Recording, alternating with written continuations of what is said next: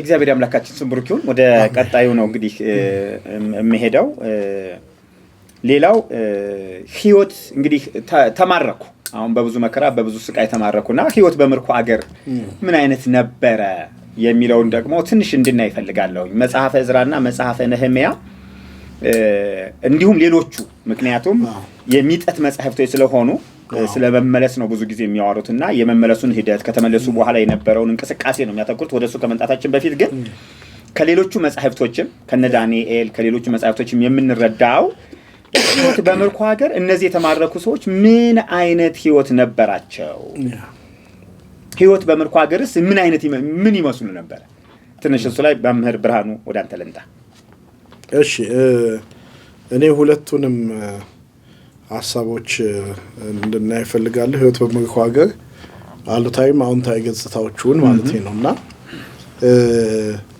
ያው እንዳልከው ዕዝራና ነህምያ መመለሱ ላይ ነው የሚነሱት ስለመመለስ ስለሆነ ዳንኤል ላይም አስቴር ላይም የምርኮ ህይወታቸውን በደንብ ማየት እንችላለን። እና እንግዲህ ይሄ ህዝብ የተማረከው ወደ አህዛብ ነው ቅድሚያ ማሰብ ያለብን ማለት ነው። ወደ አዲስ ማህበረሰብ ነው የተማረከው። እንደገና በባህል በአምልኮ በማንኛውም ስሪትና አኗኗር የማይመስለው ወይም ደግሞ ተቃራኒ ህዝብ እንዲቀላቀለው የማይፈልግ ህዝብ እንደነሱ እንዳትሆኑ እየተባለ ለብዙ ዘመናት ማስጠንቀቂያ ወደ ተሰጠው ማህበረሰብ ውስጥ ነው ያው ተማርከው ሄዱት።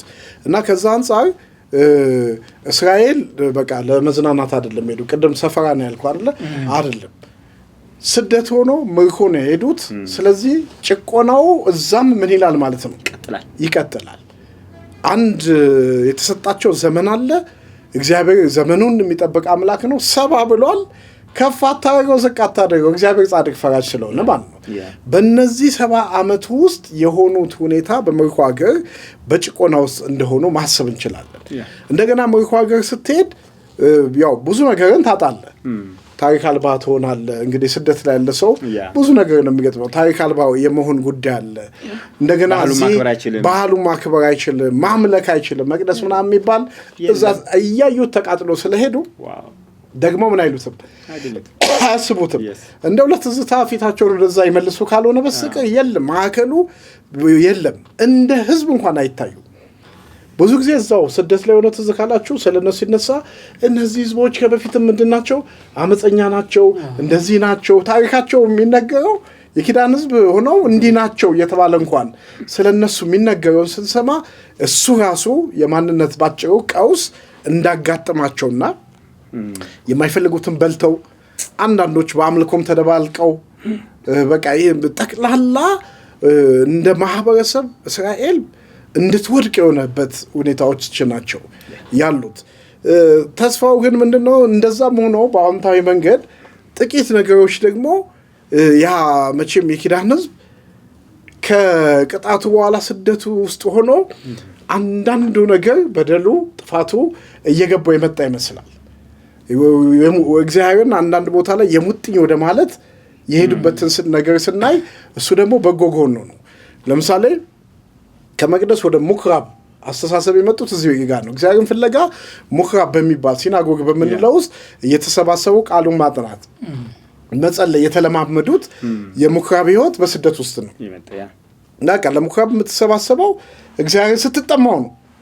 ለጸሎት ለቃሉ መሰባሰብን እንደገና ደግሞ ያው በባዕድ ምድርም ዘመኑ ብዙ ስለሆነ እያገቡ እየተዋለዱ እየበዙ መሄድ ግድ ነው። እና ይሄም ህይወታቸው በኋላ ሲመለሱ እኮ በዘሩባቤል ራሱ 50 ሺህ አይደለም ጀመረ እንኳን ሲመጡ ከዛ ሁሉ ጥፋት በኋላ እዛ ሄደውም እየተዋለዱ እየበዙ ምክንያቱም ብዙ ጊዜ ነገስታቶቹ የሚያዩትን ይሄ ህዝብ የበዛ እንደሆነ ነው ስጋቱ ማለት ነው። ያሸናፊ ይሆናል የሚል አንዳንዶቹ ደግሞ ከዛ አልፎ ስልጣን ላይም አሁን እንደነ ዳንኤል ያለው እንደነ 3 ወጣቶች ያለው በነገስታቱ ቤት ተቀባይነት አግኝታቸው መንግስት የመያዝ ስልጣን የመያዝ እንደነ አስቴር ያለው እስከ ቤተ መንግስት ገብተው የእስራኤልን ጥፋት እስከ ማስቆም የደረሱበትን ህይወት ስናይ እሱን በአዎንታዊ ጎኑ እናያለን።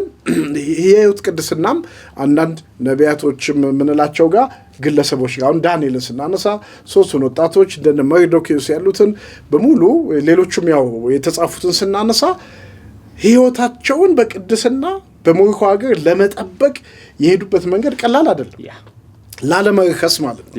ከአሕዛብ ፈቃድ ውጪ ለመሆን በምግባቸው እንኳን ላለመተባበር ራሳቸውን ከሚያረክሰው ነገር ለመጠበቅ የሄዱበትን መንገድ ስናይ በዛ ባዕድ ምድር ያንኑ የኪዳን አምላክ የመፈለጉ ልብ በበጎ ጎኑና በአዎንታዊ የምናየው ነው። ሁሉም መቼም እዛ ሞሪኮ ላይ ሆነው ናፍቆታቸው ጨምረዋል። ሁሉም የተስፋው ዘመን ማለቁን ምን የሚሉ ሆነዋል፣ የሚጠባበቁ ሆነዋል። በቃ በበደላቸው ምክንያት የተወሰነ እንደሆነ ስላወቁ እግዚአብሔር እንደገና ወደ ህዝብ እግዚአብሔር ወደኛ መቼ ነው የሚመለሰው መቼ ነው የሚያወጣን የሚለው ናፍቆታቸው ከፍ ማለቱን ስናይ ይህም በአዎንታዊ እናያለና ህይወት በሞሪኮ ሀገር እነዚህ ሁለቱንም ገጽታ አስተናግደዋል ብዬ ነው የማስበው።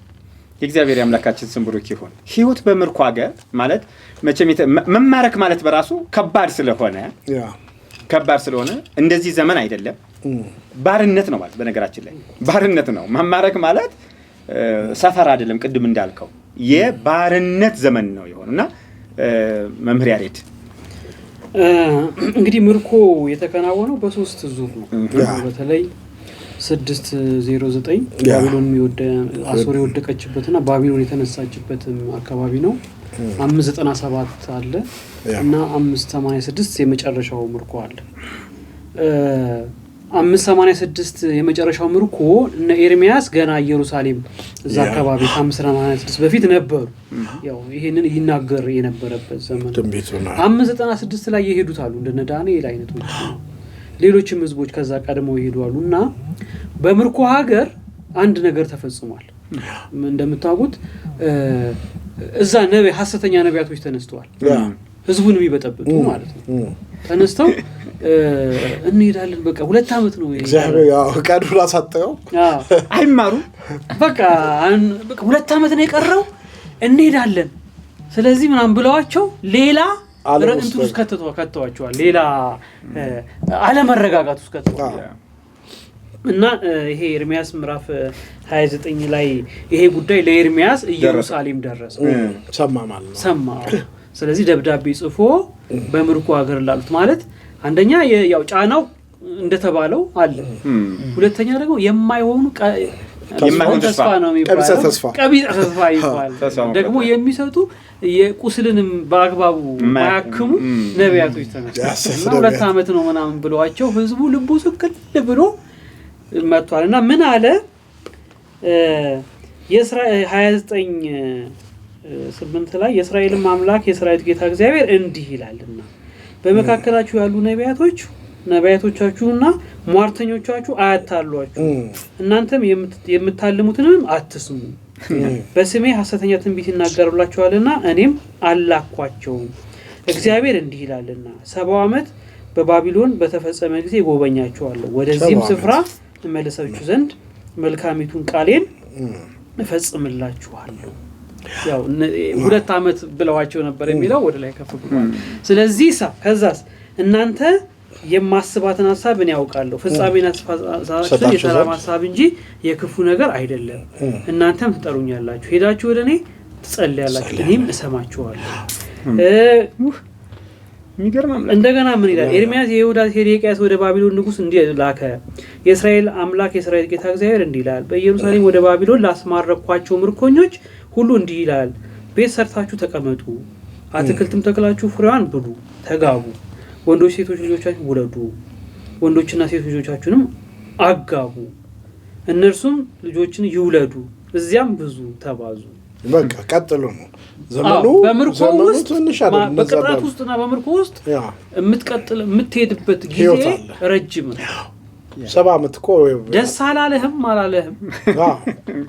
ቅጣቱን እዛው ትቀበላለህ። በባዶነት ውስጥ በጉድለት ውስጥ በምርኮ ውስጥ ሆነ የምትቆይበት ጊዜ አለ። ያም 70 ዓመት ነው ብሎ ወስኗል እግዚአብሔር። ስለዚህ ይሄ በዛ የነበራቸው በምርኮ ሀገር ምን ኖራቸው እንደሚችል መተንተን ይቻላል። ለቅጣት ከሄዱ ቦታው የምን ቦታ ነው? የቅጣት ቦታ የምርኮ ቦታ ነው። ቁጭ ብለው ራሳቸውን የሚያዩ ስለወለደ ስለ ብዙ ተባዙ የሚል ቃል አለ።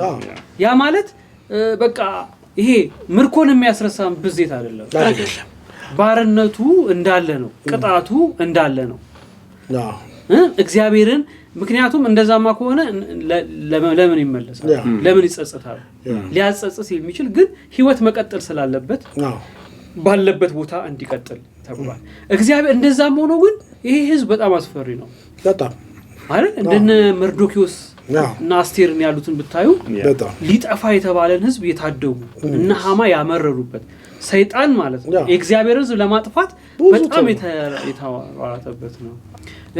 ስልጣን የያዙ በጣም የነበሩበት ዘመን ተወዳጆች ሆነው እንደነ ነህምያ እንደነ ዕዝራ ያልተጠቀሱ እንደነ ዳንኤል በጣም በንጉሱ ዘንድ በነገስታቱ ተወዳጆች የነበሩ ናቸው። በምርኮ ሀገር ሆነው ግን እዛም ሆኖ ምንን ያስባሉ? ኢየሩሳሌምን ያስባሉ። ሰው በተዘከርና ጽዮንን ባሰብናት ጊዜ ይላል አለቀስን ይላል። ስለዚህ ነገራቸው የታሰረው ከምን ጋር ነው? ከጽዮን ጋር ነው የተያዘው፣ ከኢየሩሳሌም ጋር ነው የተያዘው፣ ከምድራቸው ጋር ነው የተያዘው። ምንም እንኳን የእግዚአብሔር ሉዓላዊ ጥበቃ ቢኖርም ትክክለኛው ኪዳን እዛ ላይ እንዳለ ትክክል መመለስ መቻል አለባቸው። ስለዚህ በምርኮ ሀገር ውስጥ ያሳለፏቸው ህይወቶች ምርኮን በትክክል የገለጡ ቅጣትን በትክክል ያሳዩዋቸው። ምክንያቱም እንመለስ ያሉትም ከዚያ አንግል ስለሆነ ይሄ የሚያሳይ ነገር ነው የሚለውን ነገር እናያለን። አንዳንድ ጊዜ በህይወታችን ውስጥ በባዶነት ጊዜ የምናልፍበት ጊዜ አለ። ይሄ ቅጣት ሲመጣ የእግዚአብሔር ቅጣት አጥፍተን ሲመጣ ሰው በቅጣት ውስጥ ያልፋል። ብንጸልይለት አይነሳም፣ ብንመክረው አይነሳም፣ ብናቅፈው አይሞቀውም። እውነቴን እኮ ነው። ጎርዶታል ብለን የሆነ ነገር ልብስ ብንገዛለት ምንም እሱ እዛ ውስጥ ነው ያለው፣ አይወጣም። ለምን? ያንን እግዚአብሔርን የበደለበት ከእግዚአብሔር ጋር ሊጨርስ የሚገባቸው ነገር አለ። እንደዚህ አይነት ሰው እንዲጨርስ ነው እድል መስጠት ነው ያለብን፣ እኛ እንዳይጨርሰን ማለት ነው። ስለዚህ ይሄ እንደዛም ሆኖ ግን እግዚአብሔርን መፈለግ አለ። በምድረ በዳ እኔ በጣም አንዱ ደስ ከሚለኝ መጽሐፍ ቅዱስ ሰው በቅጣት ውስጥ ሆኖ በምርኮ ውስጥ ሆኖ በምድረ በዳ ውስጥ ሆኖ እግዚአብሔር መበደልን መቀጠል የለበትም። ትክክል ተቀጣ መበደልን መቀጠል የለበትም። ያ የቅጣት ወቅት እንደሆነ አውቆ ራሱን ለለውጥና ለንስሐ ማዘጋጀት እንጂ አሁን ቆርቅ ያለው ብሎ እየተነሳ እንደገና መውረድ የለበትም። እንደገና በደልን ማብዛት የለበትም። አንዳንድ ሰዎች ምሬታቸው ገደብ የለውም። ከዛ ወደ ባሰ ነገር ያ ደግሞ እየጨመረ ነው። 70 ዓመት እየጨመረ ነው። እግዚአብሔር የሚያጎል ይመስለው ምን የሚያጎልበት ያለ ይመስል ትክክል ነው። ለራስ ነው መቀየር የሚያስፈልግ ማለት ነው። በቃ እግዚአብሔር እንደቀጣ ከተረዳ ትክክል ነው። የተሻለው ምንድነው? በዛ በቅጣት ቦታ ሆነ ራስህን ማየት መጠበቅ። አሁን ያነበበው ክፍል በጣም አስገራሚ ነው። እዛ ምድር ላይ ደግሞ ሄደው ሐሰተኛ ነቢያቶች የተነሱባቸው። በነገራችን ላይ እዚህም እኮ ችግር የፈጠሩት ምኖች ናቸው? ሐሰተኛ ነቢያቶች እኮ ናቸው። ሐሰተኛ ምክንያቱም ኤርሚያስን ታስታውሳላችሁ አይደለ? ኤርሚያስን እኮ አሰቃይተዋል ሐሰተኛ ነቢያቶች። ኤልያስን አሰቃይተዋል ሐሰተኛ ነቢያቶች። ምክንያቱም ነቢያቶችን በሙሉ ዋና የእግዚአብሔር ነቢያቶችን ያስገድሏቸው ሐሰተኛ ነቢያቶች ናቸው። እንግዲህ በ2 ዓመት ውስጥ ትመለሳላችሁ ማለት ምን ማለት ነው? አንድ ያደረጋችሁት ነገር ቀላል ነው እንደማለትም ይችላል። ቀላል ነው እኮ ማለት ውሸት ነው እኮ። አሁንም ተመልከቱ፣ ሲያንስብል ከትናንት ነው አልተማሩም ማለት ነው። ስለዚህ አያታላችሁ። ስለዚህ ምን አለ ማለት ነው? እግዚአብሔር ነው ካለ በቃ መጠበቅ። ማንንም ቢናገር ትክክል ነህ አንተ እንደነ ነህምያ ማለት ነው አይደል? ትክክል ነህ በቃ ብለህ ምን ማለት መጠበቅ። ይልቅስ አሁንም ያን ያስቀጣህን በደል እዚህ ቅጣት ቦታ ሆነ ደግሞ ምን ላለ ማለት መሞከር ላለመድገም። ለምሳሌ ሲራቅና ሚሳቅ አብደናጎ መጣላቸው እኮ ምን የሚል አምልኮተ ጣዖት መጣ። ሲራቅ ሚሳቅ አብደናጎ የት? ባቢሎን ምድር ላይ ትንቢተ ዳንኤል ምዕራፍ 3 ላይ እድል የላቸውም ወይ? አላቸው። መምሰል ይችላሉ፣ መኖር ይችላሉ፣ ምርኮኞች ነው። በቃ እኛ መቅደሱም ተቃጥሏል፣ እግዚአብሔርም አልጠበቀንም። የተለያዩ ምክንያቶችን ደርድሮ እኮ ከህዝቡ ጋር አብሮ መስገድ፣ ከህዝቡ ጋር አብሮ መንበርከክ ይችሉ ነበር። ግን የነሱ ልብ ያለው ከማን ጋር ነው? ከእግዚአብሔር ጋር ነው። አየህ፣ ለጣዖት መስገድ እንዳስማረካቸው ያውቃሉ። ስለዚህ ምንድነው ያሉት? አንሰግድም። በቃ ምንም ባይመች ዙሪያውን አምልኮተ ባዕድ ቢሆንም አንሰግድም በማለታቸው እንደውም አስደናቂ የሆነ በዛ በቅጣት ቦታ በቅጣት ሀገር በፍርድ ቦታ ላይ እግዚአብሔርም ደግሞ ያስከበሩ ደግሞ ምን አሉ? አባቶች ነበሩ ማለት ነው። እስራኤልን የሚጠብቁ እግዚአብሔር ስሙ ብሩክ ይሁን። ምን የሚሉ እግዚአብሔርን የሚሰሙ እግዚአብሔርንም ደግሞ የሚታዘዙ ነበሩ። ታስታውሱ ከሆነ ትንቢተ ዳንኤል ምዕራፍ 1 ላይ እኮ ወደ ባቢሎን ተማርከው የረከሰ ምግብ እንዲበሉ ምን ተደረገላቸው? እርሻ የላቸውም እኮ በነገራችን ላይ ታውቃለህ። የኛ አምጥተን ከጓሮ ቀጥፈን እንበላለን የሚሉት አይደለም ያለው። አይ ህይወታችንን ለማቆየት ይሄንን እንብላ ነው እንዲያሉት። ኖ አናረክስም፣ ረክሰን አናቅም አሉ። እሺ አንሰጣችሁም ቢሏቸውስ ረሃብ ነው። ለምን? መቅደሱ ስለተቃጠለ ስለተማረኩ ያንን ነገር ለማድረግ ያልወሰኑ ደግሞ ጀግኖች አሉ ማለት ነው። ስለዚህ አሸነፉ። እግዚአብሔር በባቢሎን ምድር ላይ ተናገራቸው። እንደዚህ ማለት ሌላው እንዲጠፉ ደግሞ አዋጅ ወጥቶ ነበር። እንዲጠፉ ከምድረ ገጽ እንዲጠፉ ታስታውሳላችሁ አይደል? መርዶክዮስ አስቴር ላይ መርዶክዮስ ያጻፈው ደብዳቤ በፋርስና በሜዶን ሕግ እስራኤል በሙሉ ከግዛት ይጥፋ የሚል አዋጅ ታውጆ ነበር። ሃማ ግን መርዶክዮስ ገባ። እነዚህ ሰዎች ደግሞ ተስፋ የሚያደርጉ ነበሩ የነበሩት። ቀጥል መርጌታ ጽጌ። የሚገርመው ነገር ምርኮን ስንመለከት በምርኮ ህይወት ውስጥ ሌላም ደግሞ የእግዚአብሔር ልኡካን የምንሆንበት አጋጣሚ ደግሞ አለ። በጣም ከነዚህ ከተሰደዱ ሰዎች ውስጥ የተረዳሁት ሌላኛው ነገር ማለት ነው ያሉበት የግዞት ቦታ ነው፣ ያሉበት የስቃይ ቦታ ነው፣ ያሉበት ምርኮ ነው። የራሳቸው ነፃነት የላቸውም፣ የራሳቸው የአምልኮ ስፍራ የላቸውም፣ አምላካቸውን ማምለክ አይፈቀድላቸውም። ነገር ግን ባይፈቀድላቸውም የራሳቸው ነፃነት ባይኖራቸውም በዛው አጋጣሚ ደግሞ እግዚአብሔርን ለመግለጥ የእግዚአብሔርን ስም ለመጥራት ምክንያት ሲሆኑ ደግሞ እንመለከታለን። አሁን ያነሳናቸው እነኚህ መርጌታ ሙሴ ያነሳቸው ሶስቱ ሲድራቅ ሚሳቅ አብደናጎ ሶስቱ ወጣቶች በእቶን ውስጥ ማለፋቸው ብቻ ሳይሆን በዛ በእሳቱ ውስጥ ሲያልፉ እነዚህን የታደገ አምላክ ትልቅ አምላክ ነውና ስለዚህ ለእነርሱ አምላክ የማይሰግድ ሁሉ የጉድፍ መጣያ ይሁን ተብሎ እስከሚፈረድ ድረስ ማለት ነው። ስለዚህ ለእግዚአብሔር እንዲሰገድ ምክንያቱም ሆነዋል ማለት ነው። ዳንኤልን የምንመለከተው ይህንን ነው። ጸሎት ተከልክሎ ትንቢተ ዳንኤል ምዕራፍ 6 ላይ ጸሎት ተከልክሎ ነገር ግን በሰዓቱ ምንም ብከለከልም ከመጸለይ ወደ ኋላ አልልም ብሎ በጊዜው በሰዓቱ እዛው እየገባ ይጸልይ ስለነበረ ወደ አናብስት ጉድጓድ በሚጣልበት ሰዓት እግዚአብሔር ከእርሱ ጋር ነበረ።